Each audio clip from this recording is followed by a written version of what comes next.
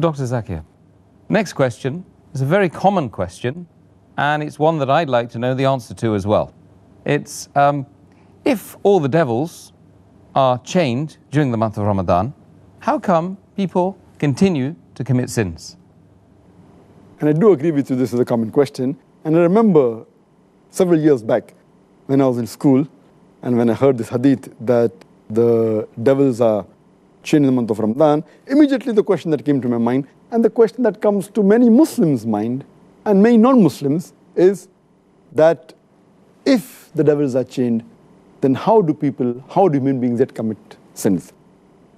This question is based on the hadith of Muhammad sallallahu alaihi wasallam, which I mentioned earlier, a Sahih hadith of Musnad Ahmad, volume number 2, page number 230, hadith number 7148, which is also repeated in Sunan Nasai, chapter number 5, hadith number 2106, where the beloved Prophet said that, O ye people, the blessed month of Ramadan is approaching. And Allah has ordained for you that you fast in this month. And the gates of heaven will be open in this month, and the gates of hell will be closed. And the devils will be chained. In this month is a night, which is better than 1,000 months. And a person who's deprived of the blessing in this month is truly a deprived person. Now, when we give this hadith, it clearly mentions that in this month of Ramadan, the devils will be chained. And it's a logical question. If devils are chained, then how do human beings yet commit sins? To make the people understand, we have to realize that when the devils are chained, it does not mean that the devils are slain. They have been killed. They're yet present, but they're chained. They're not killed. The power is yet there, but it is diminished. For a better understanding, I'd like to give you an example that when there is a lion or a tiger who is free, there are high chances that he may kill you. Your life is in danger. But the moment that tiger or that lion is chained, you are safe. You are safe as long as you maintain a safe distance. After the tiger has been chained, if you come too close to him, there are chances yet you can be killed. So as long as you maintain that distance from the tiger who is chained, you are safe. Similarly, in the month of Ramadan, if you maintain a safe distance from the Satan, you will be saved. And if you read the Quran, Allah says in Surah Baqarah, chapter 2, verse number 168, be careful of the khutwatu shaitan, of the footsteps of the devil, for he is to you an avowed enemy. Many places Allah subhanahu wa ta'ala says in the Quran that be careful of the footsteps of the devil. Allah doesn't say that be careful of the devil, because a normal Muslim, an average Muslim who has average iman, when he sees the devil in front of him, he will be careful. For example, suppose there's a young girl who comes to an average Muslim, a young boy, who has average iman. If a young girl comes and tells him that let's spend the night together, that Muslim will say, spending the night together with a girl, it's haram, it is zina. He will immediately object. But that same girl, if that girl phones that young boy and speaks to him on the phone, the boy will say, speaking to a girl on the phone, there is no problem. So he speaks to the girl for a few times on the phone for a few minutes. Later on, the girl says, let's go and have some snacks in McDonald's on Kentucky Fried Chicken. Having snacks for a few minutes, for half an hour with a girl in McDonald's, no problem. So he goes and has snacks with the girl in McDonald's. Later on, the girl says, why not have dinner in a restaurant?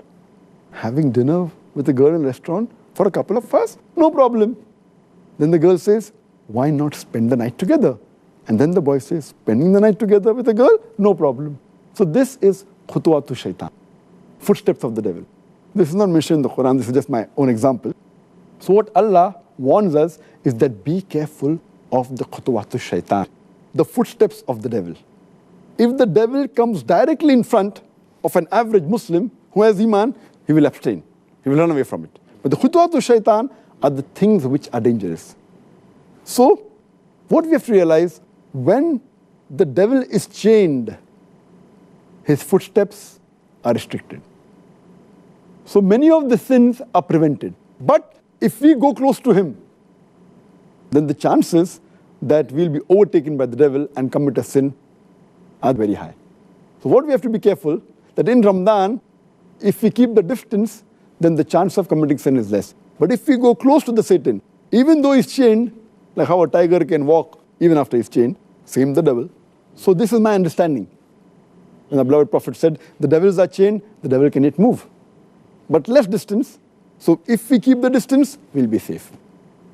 The second reason that I feel is that in the month of Ramadan, though the devils are chained, we fail to realize that the balance 11 months, they are free. And the impact that the devil has on the human beings for these 11 months, it leaves those impact, that impression in the month of Ramadan. To give a better understanding, I always give the example that there are drug peddlers which try and get customers, the youngsters from the colleges, from the universities. So what they do initially, they give the drug free. And they entice the youngsters for having drugs. Later on, after some time, they charge a nominal amount for that drug. Later on, they charge an exorbitant amount. But by the time, the youngster is already hooked on to the drug. So even if the drug dealer is not there, they will try and find where the drug dealer is. They will go out of the way to find him and get the drug. And many of them, even if the drug peddler, the drug dealer, is imprisoned by the law, they will go out of the way to find someone else. They may go in a chemist shop and buy mandrakes, whatever it is. They are so much hooked onto it. So these people who have become addicts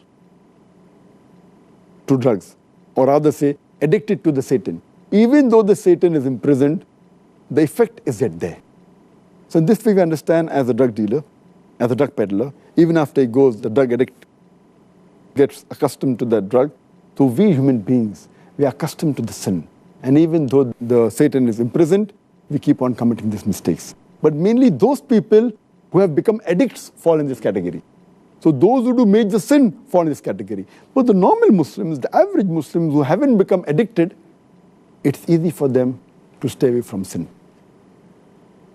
And the third reason that I give is that though there are some scholars who say that in this month of Ramadan, the strong devils, the marids, they're imprisoned. The smaller ones are free. So they keep on committing mistakes. But according to my understanding, the third reason is that though the devils are chained by Allah subhanahu wa ta'ala, they can yet whisper. And one of the ways the devils try and get the human beings close to them is by whispering.